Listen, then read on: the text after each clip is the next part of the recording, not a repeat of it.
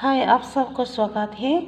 ये एक सच्ची विश्वासी पार्ट 3 छान के बारे में हम आपके साथ कुछ चर्चा करने जा रहे हैं।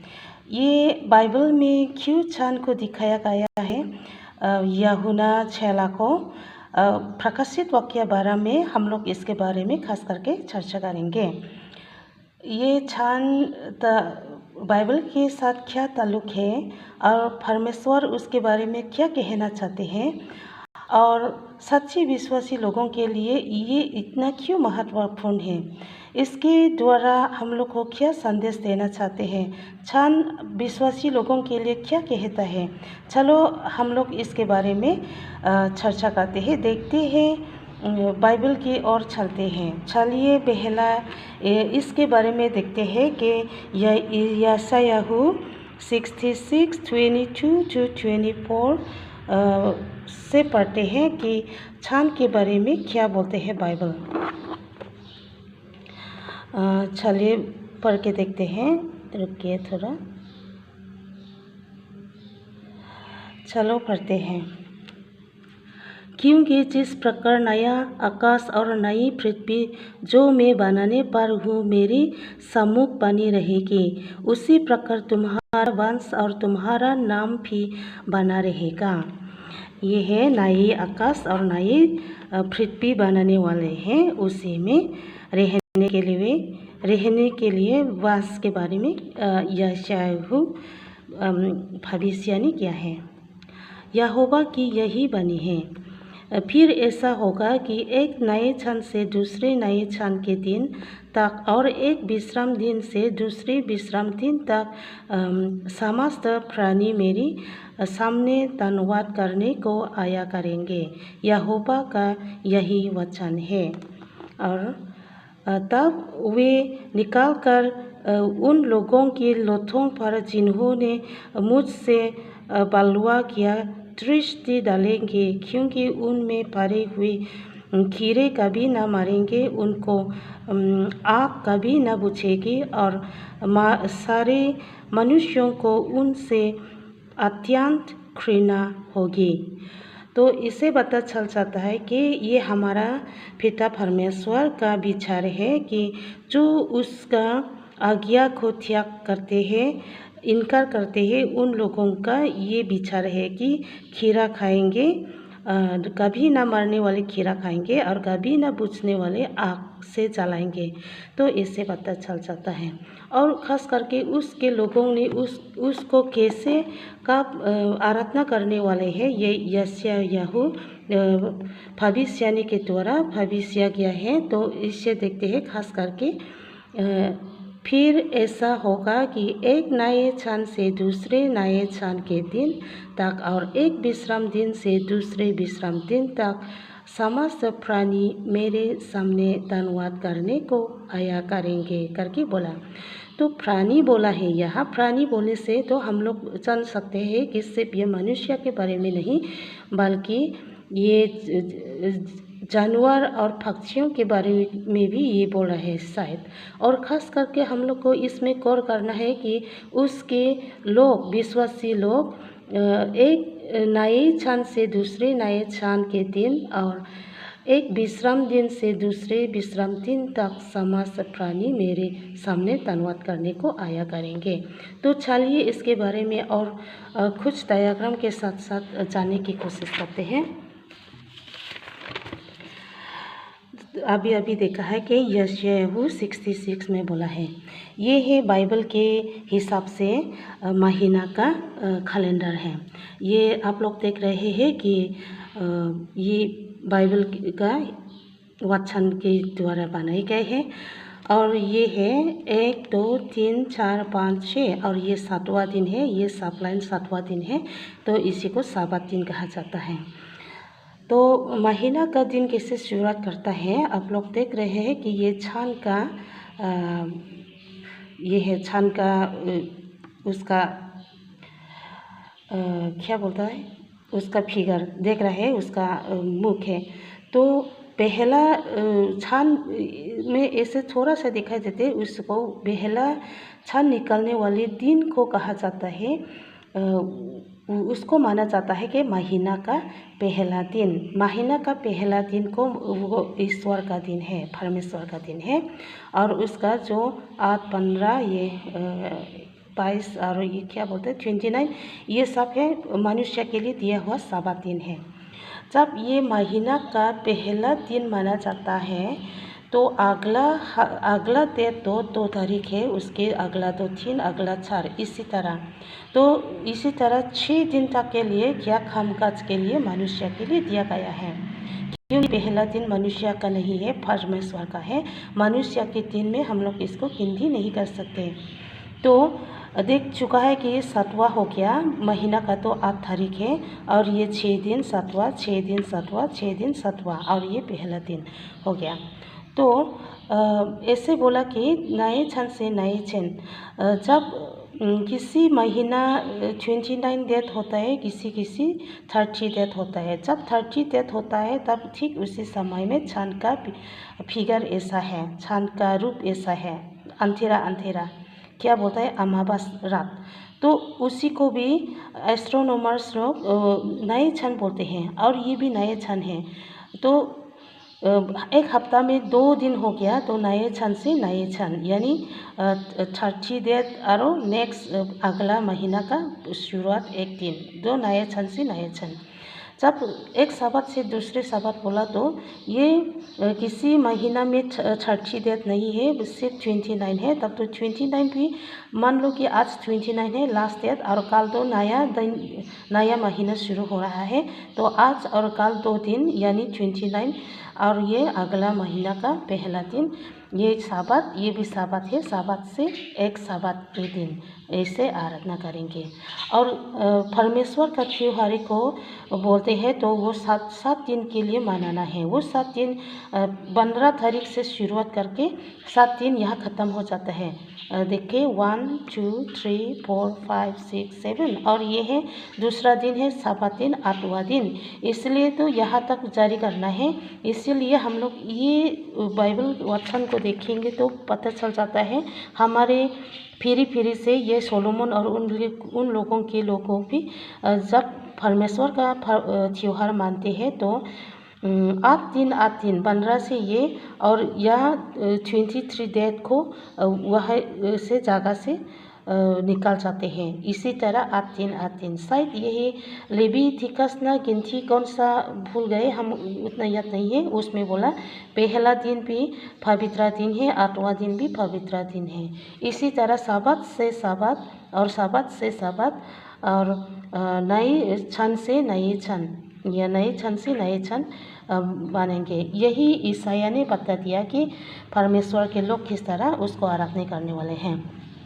और एक देखते हैं, मान लो कि ये सूर्य है और ये चंद्रमा है और ये पृथ्वी है और चंद्रमा पृथ्वी को ऐसे करती है और पृथ्वी भी चंद्रमा को ऐसे करती है। और चंद्रमा जब 30 डेट, मान लो कि इसी महीना का 30 डेट तो इसी तरह अंधेरा पृथ्वी की तरफ होता है, इसको अमावस रात है, इसको भी नए क्षण बोलती है। और दूसरी दिन है वो इसे दिखाएगा, वो भी नए क्षण है। ये सूर्य से थोड़ा अलग स्लाइटली हिल गए हैं, चले गए, तब तो ये भी नए क्षण है। मान लो कि ये सिर्फ 30 नहीं है 29 है, तब तो यहाँ से यहाँ डायरेक्ट तो 29 एक शब्द से दूसरे शब्द। जब ये परमेश्वर का दिया हुआ शब्द दिन में मानते हैं तब तो इस साइड में ये व्यवहार है, ये स्थिति है। और पृथ्वी की इस साइड में तो 8 तारीख है, ये भी एक शब्द दिन है, ये दूसरा शब्द दिन है, शब्द दिन पहला दूसरा। और इस साइड में भी ये पूर्णिमा क्षण है तो ये भी शब्द दिन है। और इस साइड भी 22 ये भी शब्द है और इस साइड भी 29 शब्द दिन है। जब ये शब्द दिन में सब ईश्वर के लोग ईश्वर को मानते हैं, मान रहे हैं, आराधना कर रहे हैं, तब सब पृथ्वी के चारों तरफ से एक ही समय में एक साथ आराधना कर रहे हैं। शायद ये पृथ्वी के चारों दिशा से शायद यही है स्वर्गदूत लोग परमेश्वर के लोगों को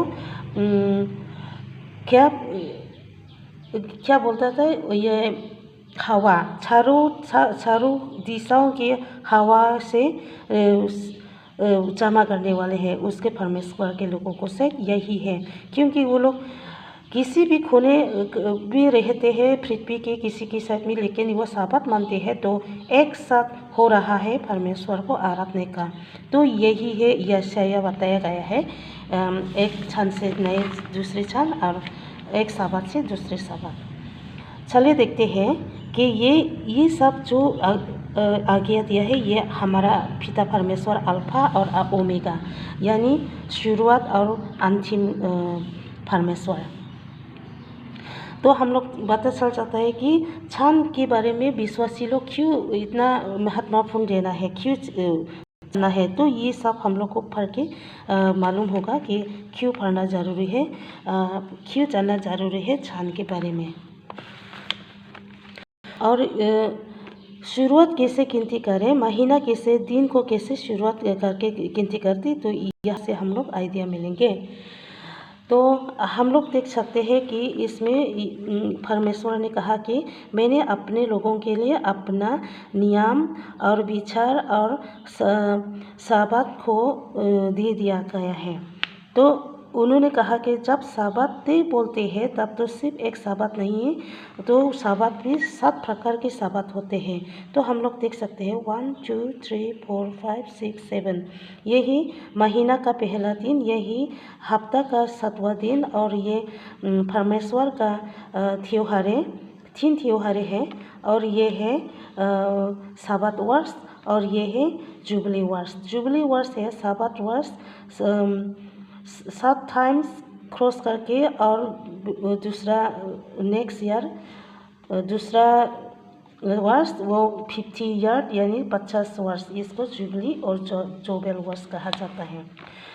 और ये परमेश्वर के साबत को क्यों मानना है, कैसे मानना है, कब मानना है, ये सब हम लोग ये बाइबल से ये वचन सब खोल के पढ़ेंगे तो पता चल जाता है इसके बारे में, महीना का पहला दिन के बारे में और हफ्ता का 7वां दिन के बारे में ये बाइबल ये वचन बोलते हैं।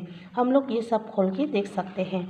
और ये सब है परमेश्वर के त्योहार के बारे में, और ये वचन है साबत साल के बारे में, और ये वचन है जोबेल और जुबली वर्ष के बारे में। तो हम लोग को इससे से सूचना मिलेंगे, आज्ञा को हम लोग देख सकते हैं। तो हम लोग ये बाइबल खोल के पढ़ेंगे तो हम लोग को उत्तर मिलेंगे कि ये साबत खास करके असल में किस लोगों के लिए आज्ञा दिया गया है। तो हम लोग ये पढ़ के देखेंगे तो पता चल जाता है कि पूरी जगत के मानव जाति के लिए है। और ये इसको मानना, साबत को मानना कब तक, तो हम लोग पता चल जाता है ये हमेशा के लिए, सादा समय के लिए है। ये सब पढ़ के देखते हैं तो हम लोग मालूम हो जाते हैं। तो ये खास करके ये और ये जो लाल से लिखा हुआ है तो इसी से लोगों को ज़्यादातर कंफ्यूज हो जाता है। लोग बोलते हैं कि परमेश्वर का त्योहारें अभी मानना की ज़रूरत नहीं है क्योंकि पहले मांगता था अभी नहीं मांगते हैं, ऐसे बोलता है। लेकिन ये और ये परमेश्वर का त्योहारें और ये मनुष्य लोगों के त्योहार के बारे में तुलना करके देखते तो पता चल जाता है ये जो परमेश्वर ने अपने दिया हुआ है ये त्योहार को मेरा अपना त्योहार कहता है। लेकिन वो दूसरा टाइप का त्योहार को बोलता है तुम्हारा त्योहार। इसमें अंतर है मेरा त्योहार और तुम्हारा त्योहार। और इसको जानने की कोशिश करते हैं तो और पता चल जाता है कई विश्वासी लोगों ने त्योहार मानने के लिए भी खुद तय करते हैं कब, कैसे और कहाँ। लेकिन ये वचन के हिसाब से तो पता चल जाता है कि परमेश्वर ने खुद अपना वक्त दिया गया है और अपना टाइम दिया गया है। तो इससे पता चल जाता है। और उन्होंने कहा कि ऐसे लोगों जो अपने तय करते हैं ये त्योहार मानने के लिए, वो लोग अपनी मर्जी से अपनी मनमानी से कई वचन भी डाल देते हैं और वो परमेश्वर का त्योहार नहीं बल्कि किसी मनुष्य के त्योहार मानते हैं, ऐसे भी बोलते हैं। तो इसमें और इसमें दोनों अंतर है, ये सब अंतर है। और हम लोग को पता चल सकता है कि इसमें बोल रहा है परमेश्वर कि हमारे हमने अपना सबाथोत अब तुम लोग को दिया है, यही हमारे बीच में छीन है करके बोलता है। जब ये छीन बोलते हैं तो हम लोग समझ सकते हैं कि जो परमेश्वर को मानते हैं, जो परमेश्वर का लोग है, विश्वासी है, वो लोग ये साबात, उसका दिया हुआ साबात रखेंगे। तो इससे से पता चल जाता है कि दोनों का मिलन को, दोनों का रिलेशनशिप अच्छा है, परमेश्वर और उसका विश्वासी लोग। और उन्होंने मान लो कि हम लोग ये छीन बोलता है, मार्क बोलता है, तो ये स्वर्ग में प्रवेश करने के लिए, शायद स्वर्ग का लोग मानने के लिए यही ठीक आइडेंटिटी कार्ड की तरह हम लोग समझ सकते हैं। जब ये आइडेंटिटी कार्ड है तब तो हम लोग जानते हैं कि कितना ये संसार में रहने वालों के लिए आइडेंटिटी कार्ड जरूरी है। मान लो कि ये स्वर्ग का आइडेंटिटी कार्ड हो तो और ये कितना महत्वपूर्ण है कि परमेश्वर का जो हम लोग को मानने के लिए आज्ञा दिया गया है। तो हम लोग इसके बारे में ये सब वचन को पढ़ के गहराई से सोच सकते हैं। और जब परमेश्वर का त्योहार मानते हैं तब हम लोग ये देख रहे हैं, इसको नहीं मानते हैं आजकल के लोग, खास करके अन्य जाति लोग, क्योंकि ये बोलता है कि फसवी बलि की ज़रूरत नहीं है। इसमें हम लोग वचन में साक्षी मिलते हैं। जब हम लोग ये पढ़ते हैं तब पता चल जाता है कि हर वचन, हर आज्ञा परमेश्वर का दिया हुआ कितना महत्वपूर्ण है और कब तक के लिए, ये सब हम लोग को उत्तर देता है कि पता चल जाता है उसका हर आज्ञा है जीवन ही है और वो अमृत जीवन है। तब जीवन बोलते हैं तो हम लोग समझ सकते हैं जीवन में घुसने के लिए ये ज़रूरी या नहीं, और अमृत का मतलब जानते हैं कि ये कब तक के लिए है। और इस दोनों को पढ़ के देखते हैं तो पता चल जाता है कि नियम और भविष्य यानी ख़त्म समाप्त करने के बजाय कि 30 और आकाश समाप्त करना आसान है। तो इससे पता चल जाता है कि भविष्यवाणी और नियम में ख़त्म करना, ख़त्म हो जाना असंभव है। ये यशाया 66:22-24 में हम लोग पढ़ चुके हैं। इससे पता चल जाता है कि परमेश्वर के लोग, विश्वासी लोग, सच्चा विश्वासी लोग नए क्षण से नए क्षण, नए ये एक शब्द से दूसरे शब्द तक मानने के लिए, आराधना करने के लिए आएंगे। तो क्या ये पहले जो शब्द दिया गया है, क्या वही परमेश्वर नहीं है? क्योंकि उन्होंने कहा कि अल्फा और ओमेगा यानी शुरुआत और अंतिम परमेश्वर है, और उन्होंने कहा कि मैं ही हूँ शब्द का मालिक। इसमें भी पता चल जाता है कि शब्द का मालिक वही परमेश्वर है, शब्द का मालिक था और मालिक है और मालिक होता रहेगा हमेशा के लिए। नए पृथ्वी और नए आकाश में भी वही शब्द का मालिक होगा और उसी को ही फिर जिस तरह पहले से मान के आ रहा है उसे मानेगा। तो इससे पता चल जाता है कि अल्फा और ओमेगा यानी पहला और अंतिम परमेश्वर, वो कभी न बदलने वाले परमेश्वर है। वही पहले से वही की वही रहने वाला परमेश्वर है, जबकि वो वही की वही पहला आज्ञा देने वाला, शब्द को देने वाला वही परमेश्वर नई पृथ्वी, नए आकाश में भी वही होता तो हमारा क्या होगा? अभी जो संसार में उसका आज्ञा को ठुकराने वाले और उसका शब्द को हम लोग इनकार करने वाले लोगों के लिए, जबकि हम लोग को ये मानने वाले लोगों को छीन मिलता है, आइडेंटिटी कार्ड मिलता है, तो हम लोग नहीं मानेंगे संसार में, तो आइडेंटिटी कार्ड नहीं मिलेगा स्वर्ग का, तो तब हम लोग को क्या हो जाएगा? यही हमारे सोचने की बात है। यही है जो चांद है, जो औरत ने, एक स्त्री ने चांद पर खड़े हो जाती है। प्रकाशित वाक्य 12 में जो यूहन्ना चेला को दिखाया गया है, शायद यूहन्ना चेला के द्वारा हम लोग को ये चांद के बारे में ये संदेश देना चाहते हैं, खास करके उसके शब्द के बारे में। और जो विश्वासी है, जो चर्च है, जो गिरजा लोग हैं, विश्वास करने लोग हैं, जो शब्द को दिन को महीना को छान के द्वारा गिनती करता है, वही स्त्री है जो छान के ऊपर खड़ी हो जाती है। वही यूहन्ना चेला को दिखाया गया है प्रकाशित वाक्य 12 में। यही शायद हम लोग को संदेश देना चाहते हैं बाइबल और हमारा परमेश्वर। बस यही है आप लोगों के साथ मेरा शेयरिंग है। इस शेयरिंग के साथ साथ आप लोगों के लिए बहुत आशीष हो जाए हमारे परमेश्वर की तरफ से। सबको धन्यवाद है। जय मसीह, जय यीशु, हालेलुया।